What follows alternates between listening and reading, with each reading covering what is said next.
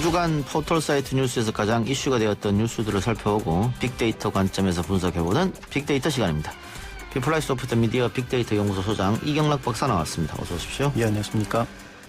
자, 21대 국회가 개원을 했고요. 네네. 다만 정치권에서는 뭐 여러 가지 아직 논란으로 시끄러운 상황입니다. 네. 그리고 아직 코로나19 이야기도 인터넷에서는 사라지지 않고 있죠. 네, 그렇습니다. 계속해서 나오고 있고. 네.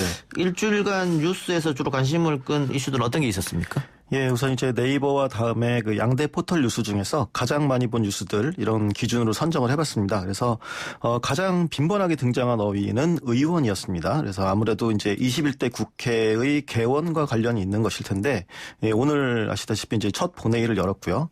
그런데 어쨌든 지금 긍정적인 희망보다는 그 의원과 관련돼서도 이제 부정적인 내용들이 이제 기사화되는 경향이 강했습니다. 예를 들어서 이제 윤미향 의원이 정 의원 관련 의혹 이게 이제 여전히 남아있다. 이런 부분이었었고, 그리고 더불어민주당이 금태섭 전 의원을 징계키로 한 것들, 이런 것들도 이제 정치계에서 좀 이슈로 나왔었고요.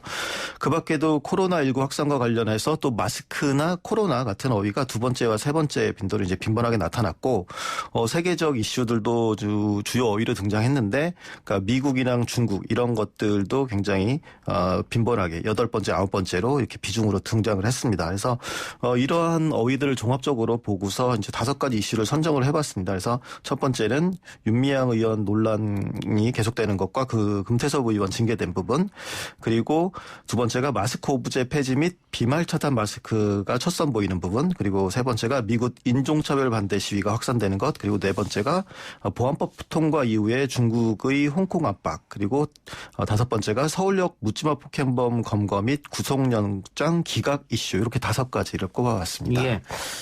정의원 관련해서는 초안보다는 보도량이 좀 많이 줄어드는 것 같아요. 네네. 일단 개원하고 뭐 국회의원 당선인 신분에서 국회의원 신분으로 바뀌고 네네.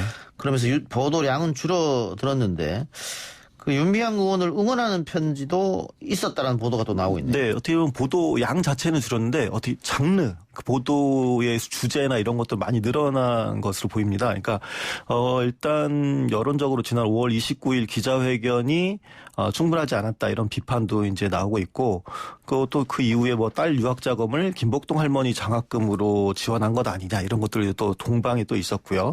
그리고 태평양 전쟁 유족회가 또 윤미향 의원을 사퇴를 촉구하는 그런 또 기자회견도 했습니다. 또 뭐 북한 쪽에서도 윤미향 의원 두둔했다 이런 소식도 계속 이어졌고, 또 새로운 의혹들이 나타난 게 이제 쉼터 관리 기간 중에 아버지가 암 수술을 받았다 이런 내용, 그리고 또 윤미향 의원에게 주택 매각 대금을 이제 건넸다고 이제 신우이 부부가 얘기를 했었는데, 뭐 그 소셜 미디어를 찾아서 가봤더니 예전에 과거에 전세금이 부족해서 이사했었던 내용도 이런 것까지도 나왔거든요. 그래서 어떻게 보면 여러 가지로 윤미향 의원과 관련돼서 여전히 이제 뉴스의 중심부에 서 있는 인상을 볼 수가 있었고, 근데 이제 아무래도 이제 언급드린 것처럼 이제 국회의원 임기가 시작하면서 응원하는 메시지 이런 것들도 이제 좀 정파적으로 뉴스로도 다뤄졌습니다. 예.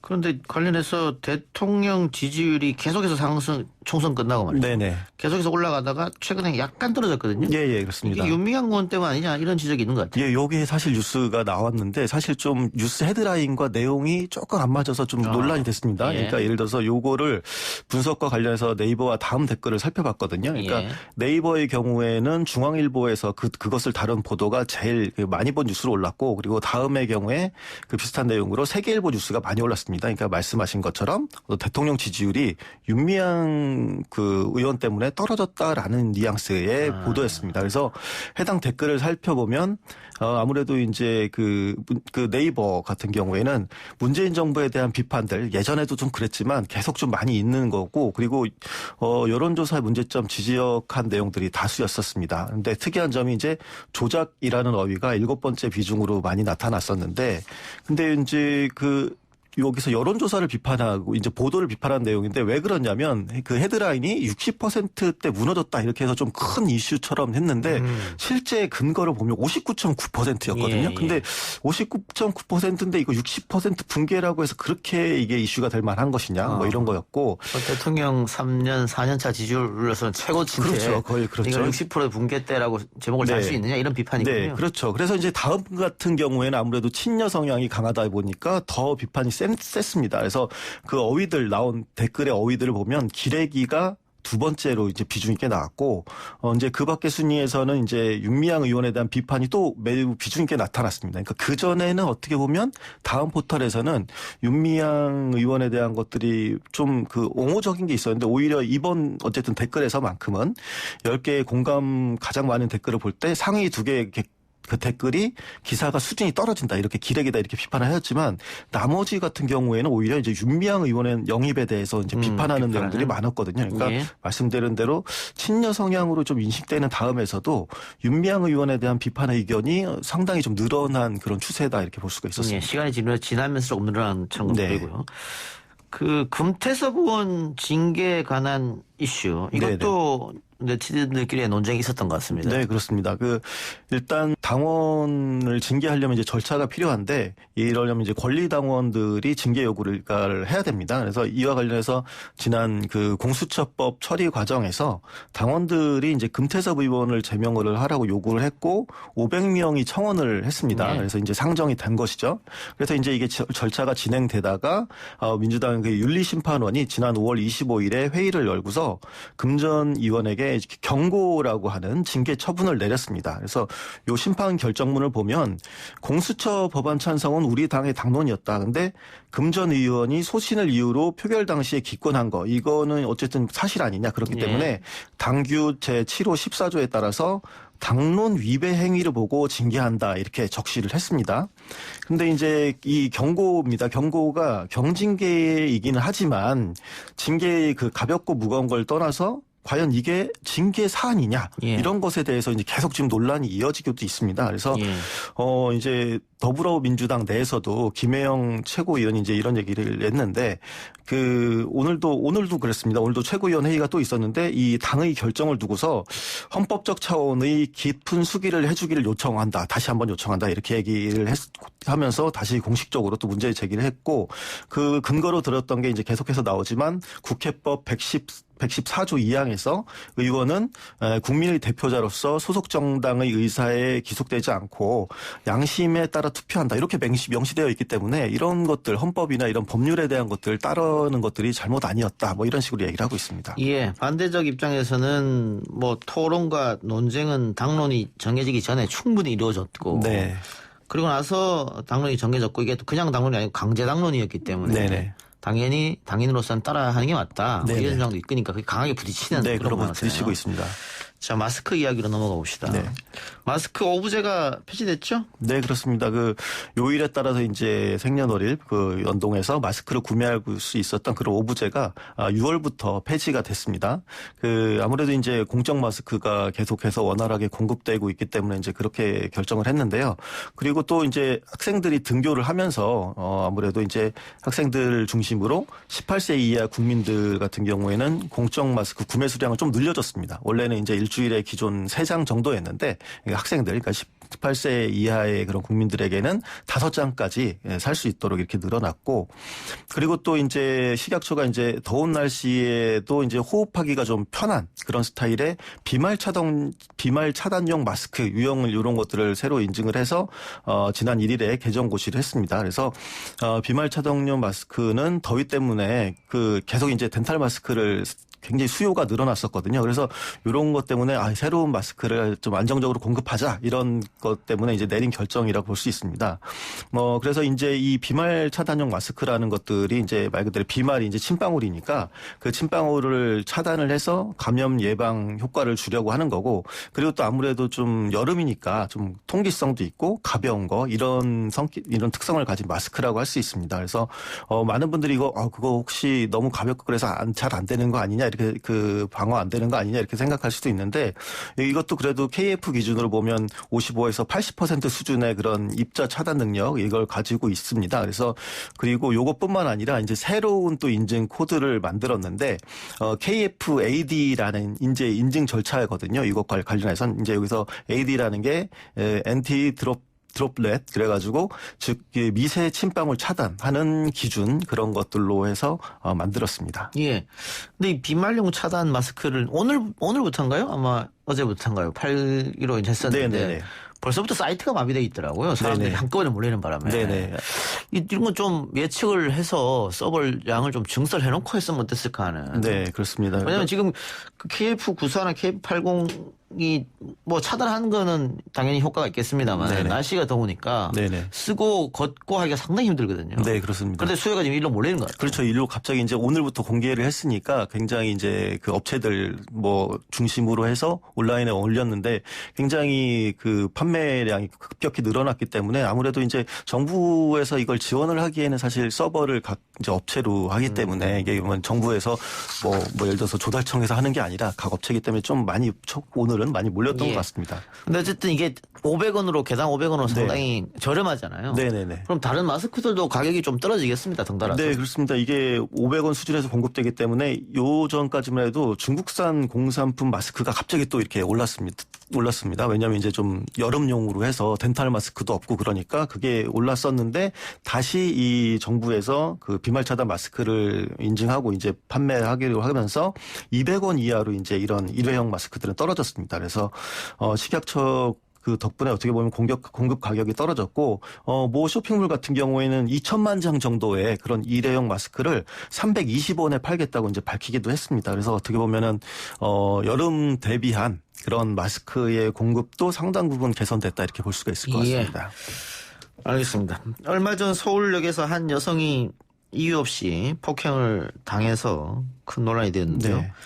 이번 주에 그 폭행범이 검거가 됐습니다. 그런데 네. 구속 영장 기각됐어요? 네, 그렇습니다. 그러니까 지난 6월 2일이었는데, 그러니까 불특정 일반인을 대상으로 이제 폭행을 가했습니다. 뭐 이 당시에 이제 이게 여성 혐오 범죄냐 아니니 뭐 이런 얘기도 있었지만, 뭐 정신질환도 좀 얘기들은 나오고 있고요. 결국 그 범인이 집이 상도동이었는데 그 자택에서 검거가 됐습니다. 근데 이제 이 이슈 같은 경우에는 사실 초기에 바로 수사가 된 게 아니라, 그러니까 피해자 가족이 온라인에 호소를 하고 또 국민청원도 올라오면서 좀 비교적 그 이후에 빠르게 수사가 진행이 되었는데요. 비록 현장, 그 사건 현장에는 CCTV가 없었지만, 그 인상 차기도 다 기억을 하고 있었고, 그러니까 동선 등을 이제 특정을 해서 결국 집에서 검거가 됐습니다. 그런데 이와 관련해서 구속영장이 기각되면서 또 논란을 가져오고, 그리고 또 피해자도 이제 구속영장이 기각돼서 이제 자유로워졌으니까 굉장히 보복범죄에 대해서도 우려를 하고 있는 상황입니다. 구속영장이 기각된 사유는 구체적으로 또 법원이 밝혔죠. 네, 그렇습니다. 가장 핵심적인 거는 그 체포 절차가 적법하지 않다라는 내용이었습니다. 뭐 여러분들, 그러니까 시청자 여러분들, 청취자 여러분들도 뭐 그 영화 같은 거 보면 미란다 원칙 고지 안 하면 나중에 굉장히 안 좋지. 그러니까 결국에는 법정에서 제대로 처리가 안 되는 그런 경우도 보셨을 텐데, 법원이 이제 구속영장을 기각할 때 그 언론에 공개를 하는 사유들을 보면 대체로 한 50에서 100자 정도로 그냥 깔끔하게 합니다. 근데 예. 이번 같은 경우에는 굉장히 1200자 수준으로 굉장히 길게, 왜 구속영장이 기각되었는가를 굉장히 길게 설명하고 있거든요. 근데 예. 그 내용을 보면 사실 이제 긴급 체포가 됐습니다. 이 용의자가 긴급 체포가 됐는데 이 제도라는 게 이제 영장주의 원칙에 대한 예외거든요. 그러니까 영장이 있어야지 체포를 할 수 있는데 긴급 체포는 그 예외인데 그 예외인 만큼 반드시 굉장히 잘 지켜져야 된다는 거죠. 그러니까 형사소송법 제200조의 3, 제1항의 그런 요건을 아주 잘 갖춘 경우에 한해서 예외적으로만 허용되어야 되는데 그런데 이번에는 요건을 제대로 갖추지 못한 긴급 체포였다. 그래서 이런 거는 위법한 체포기 때문에 그런 것들은 좀 구속시키기가 어렵다. 그래서 해당 내용을 보면 이제 피의자에게 이제 장기 3년 이상의 징역형에 해당하는 혐의가 있어서, 그리고 또 혹은 증거인멸이나 도주우려가 아주 강할 때, 그리고 사전에 체포영장을 발부받을 수 없는 아주 긴급한 사정이 있을 때만 허용이 되는데, 이번에 있었던 체포는 그 판사가 보기에 이런 요건을 충분히 갖추지 못했다. 그래서 이제 경찰이 그 이 씨의 신원과 주소, 뭐 휴대전화 번호 이렇게 이미 또 파악도 하고 있었고, 그리고 이 씨가 이제 그 용의자가 집에서 자고 있어서 증거를 없앨 상황이 아니었던 만큼 충분히 어떻게 보면 체포영장을 발부받아서 할 수도 있었는데, 그런데도 시간 여유가 없어서 문을 강제로 들어가서 긴급 체포했다. 이거는 조금 위법하다라고 봐서 이제 구속영장이 기각됐습니다. 예. 그러니까 긴급 체포를 했는데 특사경이 철도이죠? 네네, 그렇습니다. 그 긴급 체포의 요건을 갖추지 않았기 때문에 네네. 이건 체포 자체가 네. 부적절했다. 네네. 부적절했다기보다는 적법하지 않았다. 적법하지 않은 그렇죠? 것보다. 예. 그러니까 이걸 구속할 수 없다. 네네. 이런 결론이네요. 네네 그렇습니다. 예, 언뜻 이해가 갑니다만 네. 네티즌들 입장에서는 네. 그게 말이 되냐. 네, 그렇죠. 묻지마 폭행을 해서 네. 한 여성이 강대뼈가 함몰될 정도로 네. 폭행을 당했는데 어떻게 네. 구속이 안 되냐 이런 것 같아요. 네, 그렇습니다. 아무래도 이제 한국 사회 같은 경우에는 구속을 마치 형벌처럼 생각하는 경향들이 좀 있습니다. 그러니까 예. 당장 이게 너무나 뻔한 범죄인데 구속이 안 됐다는 건 마치 처벌받지 않은 것처럼 이렇게 느껴지는 경향들이 강하거든요. 그래서 예.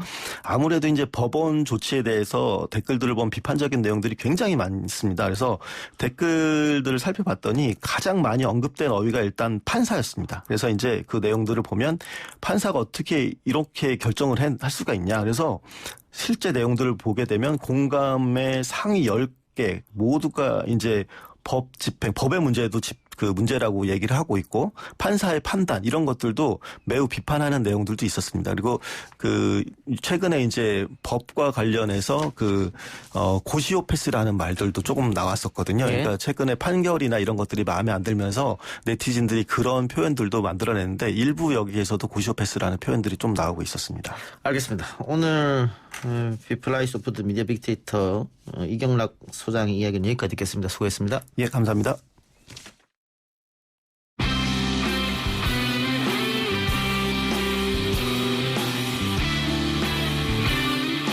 내일은 제65회 현충일입니다. 앞서 1부에서 김원웅 광복 회장과 이야기를 나눴습니다만 현충일은 한국전쟁 순국 선열뿐 아니라 독립을 위해 애쓰신 분들까지 생각하는 현충일이 아닌가 생각됩니다. 마지막 음악으로 럼블피쉬의 자주 독립가 들으면서 저는 다음 주에 돌아오는 걸 약속드립니다. 들으신 여러분 대단히 고맙습니다.